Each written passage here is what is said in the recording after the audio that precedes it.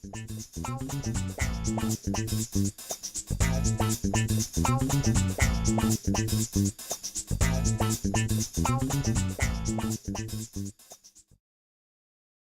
talking about both eminence and transcendence, sort of how can I both transcend and be present and be eminent. And sometimes we talk about the 4 different moves in evolution, and horizontally we talk about agency and communion, and then vertically there's eros and agape. And eros is always reaching up for higher unions, and agape is reaching down and embracing. So eros is transcending and agape is including. So it's transcend and include, transcend and include. And then agency is the relative autonomy that every entity has at every stage of growth. And communion is the necessary relationship that all agents are in at every stage. And you can get something basically go wrong with either one of those. And you do get a kind of pathology, a kind of dysfunction when that happens. And so, and it does tend to be the case, so we can talk about this a little bit separately, that men and women tend to line up a little bit differently on these things. Men tend to have a little bit more eros, a little bit more agency, and women a little more agape, a little bit more communion. So and that just means the masculine and feminine principle in any of us.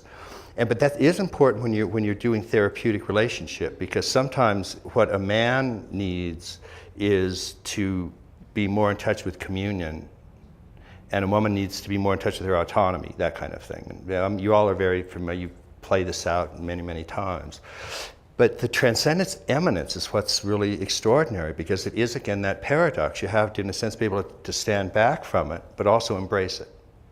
And if you do one or the other, you get in trouble. And so if you're merely embracing something, then it's all, you're attached, you're almost addicted, you're in fusion with it, you can't let go of it. And that has its own problems. If you're, on the other hand, merely transcending, then you can be very dissociative. And that's also a very, very, it's a very common problem. A little bit more, men have it a little bit more, but it can strike everybody. And so it's always this balance. And again, it's that same strange phase-specific phenomena, where first you have to really identify with something and embrace it, and then you're allowed to let go of it. You're not allowed to short-circuit that process. And part of the problem when some of the transcendental techniques came in is that people used it to bypass the embrace part. And so it had a very hyper-masculine, straight for the sky, I don't need to do any of this stuff, I don't have to touch any of this stuff. And so you get these, spiritual erections going straight up into the heavens, yeah.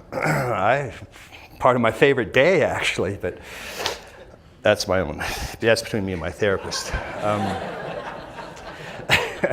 No, that's occupational hazard of the Y chromosome I'm out of here. You can actually look at the detailed, if we use in transformations of consciousness, we sort of took just 9 major levels of development. Again, you can subdivide development almost any number of ways, literally thousands of ways to do it. But we used 9 major ones that talked about the pathologies that can occur at each of those. And it's the same kind of thing, whether we use 7 chakras or 9 or 20.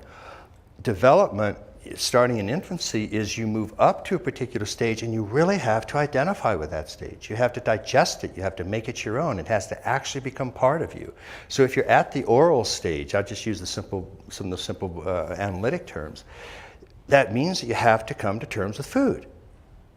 And it means that you have to actually make a part of it, and you do it, and that's it. And all of a sudden your whole world is food for a while, and that's wonderful, and you're at your mother's breast, and it's fantastic. Sooner or later, though, other higher impulses start to emerge for many people. And they... two ways that can go wrong. One is you can repress that oral impulse, seal it off. The other is you can remain fixated to it in fusion. And that's true at every stage. So if it all goes healthy, you let go of it because you've already had an eminence, you've already had an agape, you've already embraced it, and therefore you can move up with eros, transcend it, and include it in an ideal world. And then you get to the next stage. And there, in this case, let's say at the since we're using sort of Freudian, oral, anal, next phase, just let's call it genital in general. And there are erotic impulses starting to emerge. And for young boys and young girls, there are certain early erotic feelings that can emerge. They often are, sooner or later, addressed to the parent of the opposite sex, because that's what the biological drive is. And so if you're a young girl, you can start to have erotic feelings towards dad, and young boy towards mom. And so if you're a young girl and your erotic choices are towards dad, that you know that the book that's out now, it's like, there are many of these, Smart Women, Foolish Choices. You know that? Well, that's the first foolish choice the smart woman makes. She chooses a partner she can't have. And the same thing the young boy does. And that's the whole Oedipal Electra drama and so on that's been way overblown by the Freudians, but there's a little grain of truth to that. You're starting to awaken to erotic feelings. And of course there are men and women in the environment, and there are certain attractions going on there. And again, those impulses, if there's a safety about it, if it's embraced, if there's an okayness with it, that's fine, and you can actually have an eminence to it. And then you can let go and move on. But you can get in trouble in one of two ways, again, generically. You can remain fixated to it. You won't let go of it. And we all know sooner or later that that's going to come back and haunt you. And many, many therapeutic endeavors, particularly for those of you who work with depth psychology, are, okay, let's go back. You know, it's a cliche now. Let's talk about your mother. Let's talk about your dad. But so many of those feelings start way back then. And if you haven't inhabited them fully and healthily, then you're either going to repress them or you're going to remain stuck to them. And because of that, you've split it off. Those parts of subjective consciousness, little I's, remain sealed off as little subpersonalities that want the same thing they wanted when they were 2 years old or 3 years old or whatever it is. And they won't appear now in their true form in consciousness. They appear as an it. They're alien. And now it's a symptom. Oh, the anxiety, it affects me. I don't know what it is. And all of a sudden you're not assuming responsibility for it anymore. It's been split off. Many of you know that Freud's original, phrasing for ego and id, he never ever used the term ego or id. You can find that in none of Freud's writings. The ego and the id are Latin terms that James Strachey used translating Freud's German into English. Freud used pronouns, and I think this is really extraordinary. He used the I and the it. That was what he wrote. So there's only one book in English, The Problem of Lay Analysis, where you can actually read Freud the way he wrote. And so instead of saying things like, the ego is overpowered by an id impulse, whatever the fuck that means, his actual language is, the I feels overpowered by an it that's stronger. So I say, it overcame me. The desire to eat, it was stronger than I could do it. And now his summary for therapy, very famous phrase, where it was, their ego shall be. What he actually said was, where it was, their I shall become. So it's taking the it back into an I. So I can see I'm doing it. It's my impulse that I split off and turned into an alien object, it. Then it attacks me as a symptom, and I have no idea where it came from. So it's my left hand not knowing what my right hand is doing. So that's the way that's eminence and transcendence. In other words, it's a broken form of it. Because it wasn't inhabited, it was split off and dissociated. So then you move to the next stage, and you've got a couple of these little subpersonalities or symptoms, however you want to call them, split off. And they're little bitty I's. They're little bitty intentionalities. They're little bits of subjective consciousness that want what they want when they were split off at that age. They literally retain the same value structure, the same desire. And again, go home for Christmas, give it a try. So we deal with this. So that's eminence and transcendence. So what we have here is both agape and eros are not quite working out the way they should. So as you continue to grow, most people remarkably do fairly well. And we get, and again, now sort of make this part up. Let's say you have 100 pesos of consciousness when you start out. And you get through the first chakra, and 2 pesos get split off as an oral fixation. Okay, and now you got 98 pesos, and you get up to the second stage, and you got a horrible father figure, and 7 pesos get split off to that. And now, so now you're sort of limping into stage 3, 89 pesos, By the time you get to adolescence, you've got about 68 pesos left. And unfortunately, it takes 72 for enlightenment. Oh, darn.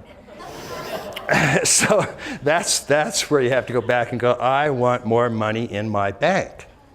That's what therapy is about. If the depth part of therapy, and we'll talk about, there are lots of other kinds, but the depth part is going back and reclaiming those portions of consciousness that were split off, denied, alienated, all displaced, all of the hierarchy of defenses that are designed to let you convert an I into an it and no longer own it. And so under those circumstances, in a sense, what therapy is taking those that are split off and bringing eminence back to them. In other words, agape. I have to go back and re-love those portions. I have to befriend those portions. I have to take them back. I have to touch them with some sort of acceptance and care. And once I do that, I can let go of them. It's that phase-specific thing. So once I have agape and embrace it, then I can let go with eros and move up. And guess what? It's moving up with me then. You've actually released the 3-year-old, and it can then rise up to wherever you are at that moment, which for most of us is at least 7 or 8 years old. So, yeah, on a good day, yeah. But so it is that, and it's a very interesting thing. Once you introduce a vertical dimension, you get that phase specificity of you have to identify, then disidentify. Then identify with the next higher stage, then disidentify. Then identify, then disidentify. And it can get very confusing because some people want to just go in and just identify. And that often ends up being very regressive. And others want to just disidentify. I'm witnessing, I'm doing vipassana, and they just dissociate. And that's not good. So it's agape and eros, eminence and transcendence. And then both of those. And part of, I think, people that make really intuitively good therapists are ones that know when a person needs to touch something and when they need to let go of it. And you can just feel it sometimes. You can go, wait a minute, you really need to get in touch with that anger. And other times you have to say, okay, you know what? I've heard it. You've been angry for 3 weeks. Stop it. And you can just get that sense of when they've had enough and when they haven't had enough. And then right as you go on up the whole sort of frontal personality, there's the final kind of even witness itself. And that you have to inhabit that, and then you have to let go of it for big mind, big heart, non-dual, one taste. And it's the same thing. You can get stuck on either side of that. You can remain just merely distancing, witnessing. And that's not really quite right. Nor do you want to merely identify with passing phenomena.